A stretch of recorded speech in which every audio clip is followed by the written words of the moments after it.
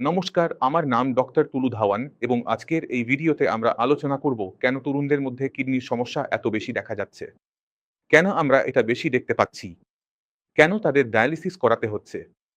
কেন ডাক্তাররা এত তাড়াতাড়ি ট্রান্সপ্লান্টের কথা বলছেন? তাদের শরীরে এমন কি হচ্ছে যা আগে হতো না? কারণ এখন কিডনির সমস্যার কথা আমরা বেশি শুনছি। যদি আমি 10 বছর বা 20 বছর আগের কথা ভাবি, তখন খুব কমই শুনতাম কারো কিডনি খারাপ হচ্ছে। তাহলে নিশ্চয়ই কিছু একটা হচ্ছে। আমাদের চারপাশে এমন কিছু আছে যা আমাদের শরীর এবং কিডনির ওপর প্রভাব ফেলছে।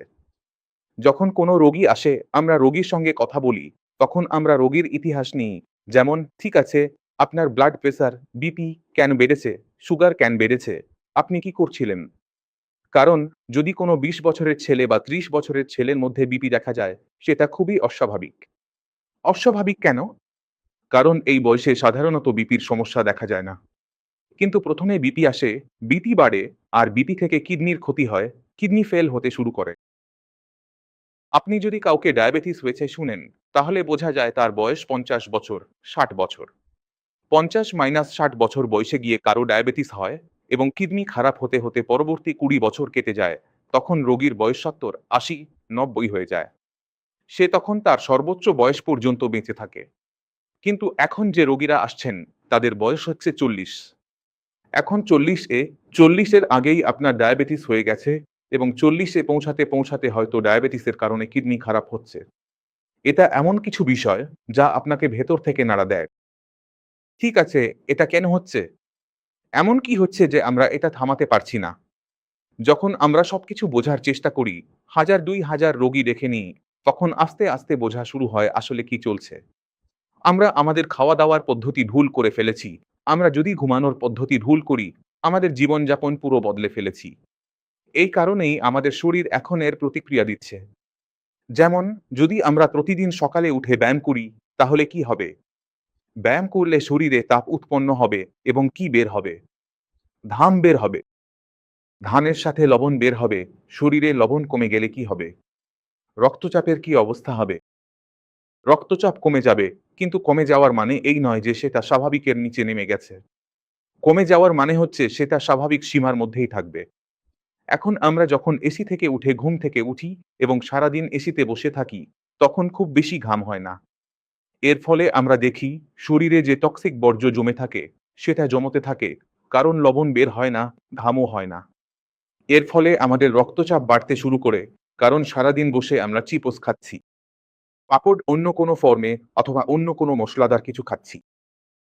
তাহলে শরীরে যে লবণ আছে সেটা জমে যেতে থাকে, রক্তচাপ বাড়তে থাকে এবং এর ফলে আমরা দেখি যে রক্তচাপ বেড়ে গেছে এবং রক্তচাপ বেড়ে যাওয়ার কারণে কিডনির আরো ক্ষতি হতে শুরু করে। এখন এই কারণেই আমাদের ডায়াবেটিসও দেখতে পাওয়া যায়।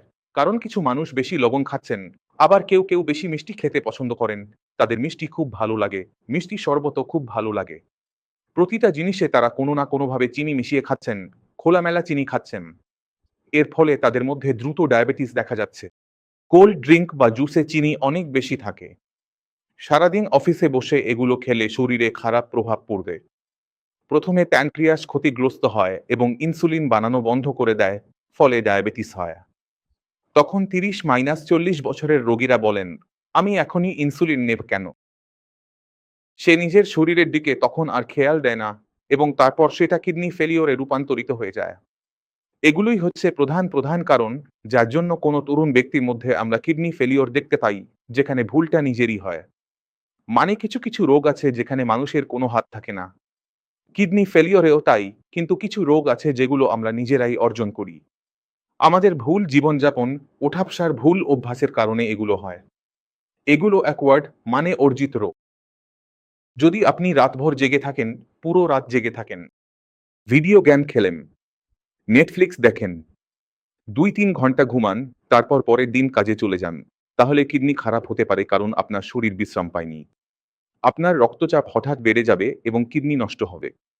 এখন কিছু ছেলেমেয়ে আছে যারা মেডিকেলের পড়াশোনা করছে বা কোনো প্রতিযোগিতামূলক পরীক্ষার প্রস্তুতি নিচ্ছে, অনেক পড়াশোনা করছে। তাদের জীবনের পুরো মিশনটাই হয় যে ওই পরীক্ষাটা পাশ করতেই হবে।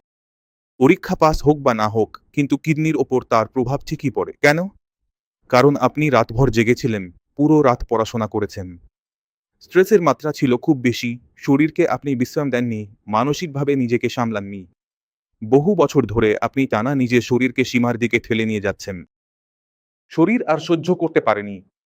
শরীরের ভেতরে এমন কিছু পরিবর্তন হয়েছে যে ব্লাড প্রেশার বেড়ে গেছে, ডায়াবেটিস হয়ে গেছে, কারণ সারাদিন তো আপনি বসেছিলেন, সেটারও প্রভাব পড়েছে। আর এখানেই আমরা কিডনি ফেল হতে দেখছি। তো এইভাবে মোটামুটি এখন কিডনির সমস্যা ছোট ছোট বাচ্চাদের মধ্যেও দেখা যাচ্ছে।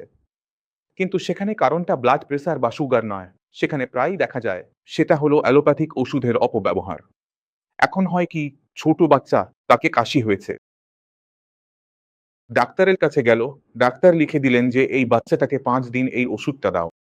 5 দিনের মধ্যে কাশিটা ঠিক হয়ে গেল, ডাক্তার ফি নিলেন 1,000 টাকা। পরের বার যখন কাশি হয়, তখন আর মূল ডাক্তারের কাছে যায় না। সে 1,000 টাকা বাঁচানোর জন্য ভাবে যে 1,000 টাকা নিয়ে ডাক্তার তো 50 টাকার ওষুধই লিখে দিয়েছিল, তখন সে কি করে? সে আবারও সেই 50 টাকার ওষুধ বাচ্চাকে দিয়ে দেয়, কিন্তু সে এটা ভুলে যায় যে এই কাশি তো গত সপ্তাহেও ছিল। 4-5 দিনে ঠিক হয়েছিল, আবারও হয়ে গেছে। সেই একই ওষুধ আবারও চালিয়ে দেয়। কিছু কিছু ওষুধ আছে যেগুলো আমাদের কিডনি খারাপ করে দেয়, এবং সেগুলোর মধ্যে কফ সিরাপও থাকে। তাই যদি আমরা কফ সিরাপ বেশি ব্যবহার করি, বিশেষ করে ছোট বাচ্চাদের মধ্যে, তাহলে তার প্রভাব আমাদের দেখতে পাওয়া যায়। বিভাগীয়ভাবে আমরা সম্প্রতি এমন কেসও দেখেছি যেখানে কফ সিরাপের কারণে অনেক বাচ্চার মৃত্যু পর্যন্ত হয়েছে। তাই ছোট বাচ্চাদের মধ্যে কিডনি ফেল হওয়ার পেছনে কারণ হিসেবে প্রায় ওষুধকেই দোষী মনে করা হয়, এবং বেশিরভাগ সময় এই ওষুধগুলো হলো pain killer, antibiotic, cough syrup, এগুলোই বেশি দেখা যায়। তাই ছোট বাচ্চাদের ক্ষেত্রে আমি সবসময় রিকমেন্ড করি, যদি কোনো অসুখ এমন হয় যেখানে বাচ্চার ক্ষতি হওয়ার সম্ভাবনা নেই, এমনিতেই ঠিক হয়ে যাবে। যেমন আপনি হোমিওপ্যাথিক ওষুধ ট্রাই করুন, ওটাই সবচেয়ে সেফ। বাচ্চাদের জন্য এটা নেওয়া সহজ আর 4-5 দিনেই সেরে যাবে। তাই কিছু দিতে হলে হোমিওপ্যাথিক ওষুধ দিয়েই শুরু করুন। আমি আয়ুর্বেদিক ডাক্তার হলেও বলবো বাচ্চাদের জন্য ওটাই বেশি উপযোগী। বাচ্চা বড় হলে আজুর্বেদিক দিতে পারেন, কিন্তু 5-6 বছরের ছোট বাচ্চাদের জন্য ওটাই ভালো। তাই হোমিওপ্যাথিক ওষুধ বেছে নিন। 18-19 বছর বয়সের পর শরীর শক্তিশালী হলে অ্যালোপ্যাথিক ওষুধে ক্ষতি কম হয়। মূলত এই কারণেই এখন ছোটদের মধ্যে কিডনির রোগ বেশি দেখা যাচ্ছে। এই অভ্যাসগুলো বদলালে আমরা পরিবারকে বাঁচাতে পারব। আশা করি ভিডিওটি আপনাদের কাজে লাগবে। কোনো প্রশ্ন থাকলে আমাদের ডাক্তারদের টিমের সাথে কথা বলুন। আজ তবে আসি, দেখা হবে পরের ভিডিওতে। নমস্কার।